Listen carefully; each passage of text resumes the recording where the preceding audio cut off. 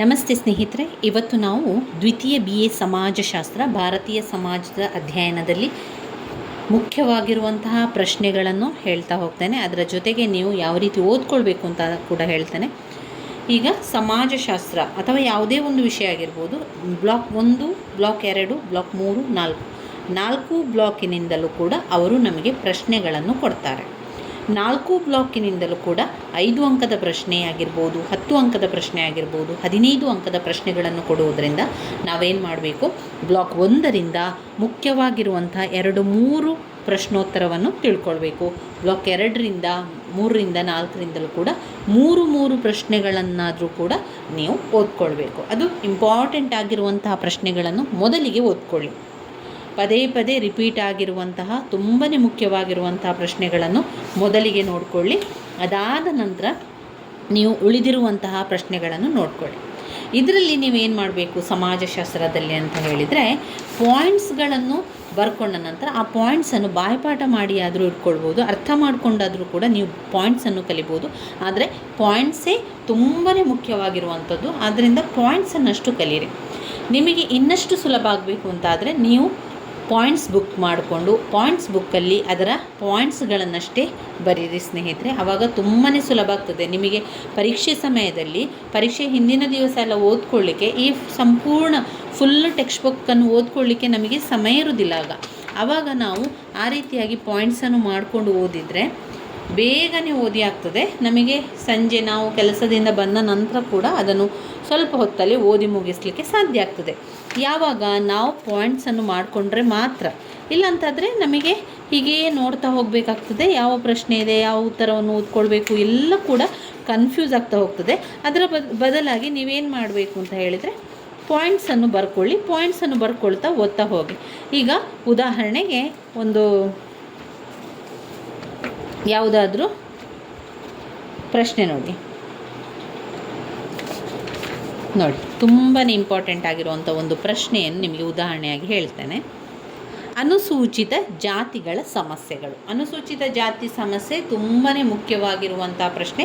ಹಲವು ಬಾರಿ ಪ್ರಶ್ನೆ ಪತ್ರಿಕೆಯಲ್ಲಿ ಕೇಳಿರುವಂಥ ಪ್ರಶ್ನೆಯಾಗಿದೆ. ಇದಕ್ಕೆ ನೀವೇನು ಬರೀಬೇಕು, ಪಾಯಿಂಟ್ಸನ್ನು ಮಾಡ್ಕೊಳ್ಬೇಕು. ಅನುಸೂಚಿತ ಜಾತಿಯ ಸಮಸ್ಯೆ ಅಂತ ಬರೀರಿ. ಅಲ್ಲಿ ಸ್ವಾತಂತ್ರ್ಯ ಪೂರ್ವದ ಸಮಸ್ಯೆ ಅಂತ ಹಾಕಿ. ಅದರಲ್ಲಿ ಅಸ್ಪೃಶ್ಯತೆ, ಮೊದಲು ಯಾವ ರೀತಿ ಅವರಿಗೆ ಒಂದು ಸಮಸ್ಯೆ ಇತ್ತು, ಅವರ ಒಂದು ಜೀವನಕ್ಕೆ ಸಮಾಜದಲ್ಲಿ ಯಾವ ರೀತಿಯ ತೊಂದರೆ ಇತ್ತು, ಅವರನ್ನು ಅಸ್ಪೃಶ್ಯರನ್ನಾಗಿ ಕಾಣ್ತಾಯಿದ್ರು. ದೇವದಾಸಿ ಪದ್ಧತಿ ಇತ್ತು. ಆಮೇಲೆ ಬೆತ್ತಲೆ ಸೇವೆ ಅಂತ ಮಾಡ್ತಾಯಿದ್ರು. ಕಡಿಮೆ ಮಟ್ಟದ ಸ್ಥಾನಮಾನ ಇತ್ತು ಅವರಿಗೆ. ಶೈಕ್ಷಣಿಕವಾಗಿ ಅವರು ಅನರ್ಹರಾಗಿದ್ದರು. ರಾಜಕೀಯವಾಗಿ ಹಿಂದುಳಿದರು. ಸಾಮಾಜಿಕವಾಗಿ, ಆರ್ಥಿಕ, ರಾಜಕೀಯ ಇದರೆಲ್ಲದಿಂದಲೂ ಕೂಡ ಅವರು ಹಿಂದೆ ಉಳಿದಿದ್ದರು. ಅದರಿಂದ ಆ ಪಾಯಿಂಟ್ಸನ್ನು ಬರ್ಕೊಂಡು ಓದ್ಕೊಳ್ತಾ ಹೋಗಬೇಕು. ಅದಾದ ನಂತರ ಅವರು ಧಾರ್ಮಿಕ ವಂಚನೆ ಕೂಡ ಆಗಿತ್ತು. ಅವರಿಗೆ ಧಾರ್ಮಿಕ ವಂಚನೆ ಕೂಡ ಆಯಿತು. ಸ್ವತಂತ್ರ ನಂತರ ಏನಾಯಿತು, ಸ್ವತಂತ್ರ ಪೂರ್ವದಲ್ಲಿ ಇಷ್ಟೆಲ್ಲ ಸಮಸ್ಯೆ ಆಯಿತಲ್ಲ ಅವರಿಗೆ, ಸ್ವತಂತ್ರ ನಂತರದಲ್ಲಿ ಇನ್ನಷ್ಟು ಸಮಸ್ಯೆ ಏನಿತ್ತು. ಸ್ವತಂತ್ರ ನಂತರ ಕೂಡ ದೇವದಾಸಿ ಪದ್ಧತಿ ಅಂತ ಇತ್ತು, ಬೆತ್ತಲೆ ಸೇವೆ ಅಂತ ಇತ್ತು, ಅಸ್ಪೃಶ್ಯತೆ ಇತ್ತು, ಗ್ರಾಮೀಣ ಹಿನ್ನೆಲೆ, ಶೈಕ್ಷಣಿಕ ಸಮಸ್ಯೆ. ಸ್ವಾತಂತ್ರ್ಯ ಪೂರ್ವದಲ್ಲಿ ಕೂಡ ಅದೇ ರೀತಿಯ ಸಮಸ್ಯೆಗಳೇ ಇದ್ದದ್ದು. ಸ್ವತಂತ್ರ ನಂತರದಲ್ಲೂ ಏನೆಲ್ಲ ಬದಲಾವಣೆ ಆಯಿತು, ಬದಲಾವಣೆಗಳೇನಾಗಲಿಲ್ಲ, ಇನ್ನಷ್ಟು ಸಮಸ್ಯೆಗಳು ಕೂಡ ಇತ್ತು. ಜಾತಿ ಘರ್ಷಣೆ ಆಗ್ತಾಯಿತ್ತು. ಖಾಸಗೀಕರಣ, ಪರಿಶಿಷ್ಟ ಜಾತಿಗಳ ಜನರ ನಡುವೆ ಇರುವ ಸ್ಪರ್ಧೆ ಹಾಗೂ ಘರ್ಷಣೆ, ಕೆಳಮಟ್ಟದ ಔದ್ಯೋಗಿಕ ಸ್ಥಾನಮಾನ, ಇವಿಷ್ಟು ಸ್ವತಂತ್ರ ಪೂರ್ವ ಮತ್ತು ಸ್ವತಂತ್ರ ನಂತರದ ಸಮಸ್ಯೆಗಳಿಗೆ ಬರ್ತದೆ.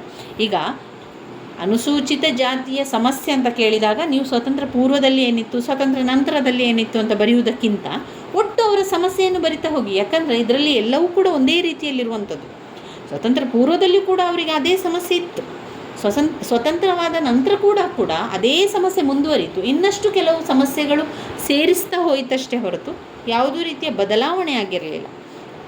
ಆದ್ದರಿಂದ ಆ ಪಾಯಿಂಟ್ಸನ್ನು ಇಟ್ಕೊಂಡು ಒಂದು 15 ಪಾಯಿಂಟ್ಸ್ಗಳಷ್ಟು ಮಾಡಿಕೊಳ್ಳಿ.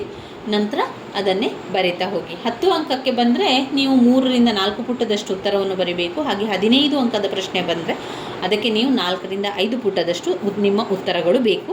ಈ ರೀತಿಯಾಗಿ ಮಾಡಿಕೊಳ್ಳಿ. ಚಿಂತೆ ಮಾಡಬೇಡಿ. ಟೆನ್ಷನ್ ಮಾಡಿಕೊಂಡ್ರೆ ಯಾವುದನ್ನು ಕೂಡ ಮಾಡಲಿಕ್ಕೆ ಸಾಧ್ಯ ಆಗೋದಿಲ್ಲ. ಆರಾಮದಲ್ಲಿ ಓದ್ಕೊಳ್ಳಿ. ಮೊದಲಿಗೆ ಒಂದೇ ದಿವಸದಲ್ಲಿ ನೀವು ಎಲ್ಲ ಪ್ರಶ್ನೆಯ ಪಾಯಿಂಟ್ಸನ್ನು ಬರಿತಾ ಹೋಗಿ.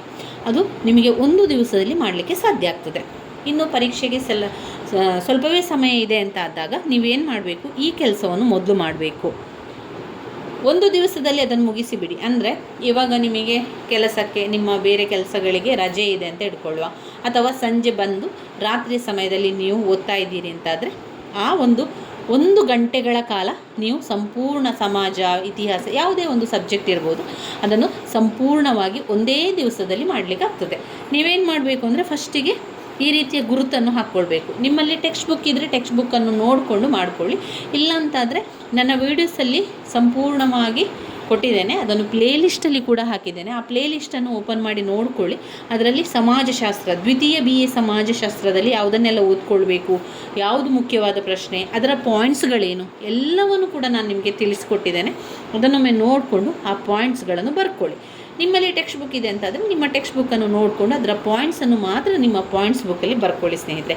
ಈ ರೀತಿ ಮಾಡಿಕೊಳ್ಳೋದ್ರಿಂದ ತುಂಬಾ ಅನುಕೂಲ ಆಗ್ತದೆ. ಈ ರೀತಿಯಾಗಿ ಮಾಡಿಕೊಳ್ಳಿ. ಇನ್ನು ಹಳೆಯ ಪ್ರಶ್ನೆ ಪತ್ರಿಕೆ ಅಂತ ಬಂದಾಗ ನೀವು ಈಗಾಗಲೇ ನೋಡಿದ್ದೀರಿ ಹಳೆಯ ಪ್ರಶ್ನೆ ಪತ್ರಿಕೆ.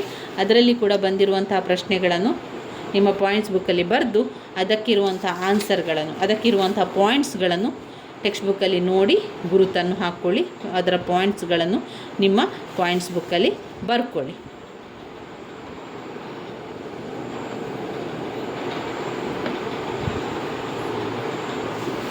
ನೋಡಿ, ಇದರಲ್ಲಿ ಬಂದಿದೆ ನೋಡಿ, 10 ಅಂಕದ ಪ್ರಶ್ನೆಯಾಗಿ ಬಂದಿದೆ. ಅನುಸೂಚಿತ ಜಾತಿಗಳ ಸಮಸ್ಯೆಗಳನ್ನು ಕೇಳಿದ್ದಾರೆ.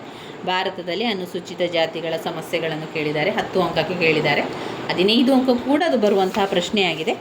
ಸಾಧ್ಯ ಆದಾಗ ಎಲ್ಲವನ್ನು ಕೂಡ ನಾನು ನಿಮಗೆ ಮತ್ತೊಮ್ಮೆ ವಿವರಿಸ್ತಾ ಹೋಗ್ತೇನೆ. ಸಾಧ್ಯ ಆದಾಗ ಒಂದೇ ವಿಡಿಯೋದಲ್ಲಿ ಸಂಪೂರ್ಣ ಬ್ಲಾಕ್ 1 ಇರ್ಬೋದು, ಬ್ಲಾಕ್ 2, ಈ ರೀತಿಯಾಗಿ ನಾನು ನಿಮಗೆ ಮಾಡ್ತಾ ಹೋಗ್ತೇನೆ. ಸ್ವಲ್ಪ ಲಾಂಗ್ ವಿಡಿಯೋ ಆಗ್ತದೆ ಅದು, ಆದರೆ ನಿಮಗೆ ಒಂದೇ ವಿಡಿಯೋದಲ್ಲಿ ಎಲ್ಲವೂ ಸಿಗೋ ಕಾರಣ ಅದು ನಿಮಗೆ ಓದಲಿಕ್ಕೆ ಮತ್ತು ಪಾಯಿಂಟ್ಸ್ ಮಾಡಲಿಕ್ಕೆ ಕೂಡ ಅನುಕೂಲ ಆಗ್ತದೆ ಅನ್ನುವಂಥ ಕಾರಣದಿಂದ ಆ ರೀತಿ ಮಾಡ್ತಾ ಇದ್ದೇನೆ. ಈಗಾಗಲೇ ಕಂಪ್ಯೂಟರನ್ನು ಆ ರೀತಿ ನಾನು ಆರಂಭಿಸಿದ್ದೇನೆ. ವಿಡಿಯೋ ಮಾತ್ರ ತುಂಬ ಲೆಂತ್ ಆಗಿರ್ತದೆ, ಆದರೆ ಅದರಲ್ಲಿ ತುಂಬ ಇಂಪಾರ್ಟೆಂಟ್ ಆಗಿರುವಂಥ ಪ್ರಶ್ನೆಗಳೇ ಕವರ್ ಆಗಿರ್ತದೆ. ವೆರಿ ಇಂಪಾರ್ಟೆಂಟ್ ಆಗಿರುವಂಥ ಪ್ರಶ್ನೆಗಳನ್ನಷ್ಟೇ ನಾನು ನಿಮಗೆ ಪಾಯಿಂಟ್ಸ್ಗಳನ್ನು ಕೊಡುವಂಥದ್ದು, ಹಾಗೆ ವಿವರಣೆಯನ್ನು ಕೊಡುವಂಥದ್ದು. ಉಳಿದಿರುವಂತಹ ಪ್ರಶ್ನೆಗಳನ್ನು ನಾನು ಕೊಡೋದಿಲ್ಲ. ಅದರಿಂದ ಅದೆಲ್ಲ ಕೂಡ ತುಂಬಾ ಇಂಪಾರ್ಟೆಂಟ್ ಆಗಿರೋದ್ರಿಂದ ಅದನ್ನು ನೋಡಿಕೊಳ್ಳಿ, ನಿಮ್ಮ ಪಾಯಿಂಟ್ಸ್ ಬುಕ್ಕಲ್ಲೆಲ್ಲ ಬರ್ಕೊಳ್ಳಿ ಸ್ನೇಹಿತರೆ. ನನ್ನ ವೀಡಿಯೋಸ್ ಎಲ್ಲ ನಿಮಗೆ ಇಷ್ಟ ಆಗ್ತಾ ಇದ್ದರೆ ಲೈಕ್ ಕೊಡಿ, ಶೇರ್ ಮಾಡಿ, ಹಾಗೆ ಸಬ್ಸ್ಕ್ರೈಬ್ ಮಾಡಲಿಕ್ಕೆ ಮರಿಬೇಡಿ. ಧನ್ಯವಾದಗಳು.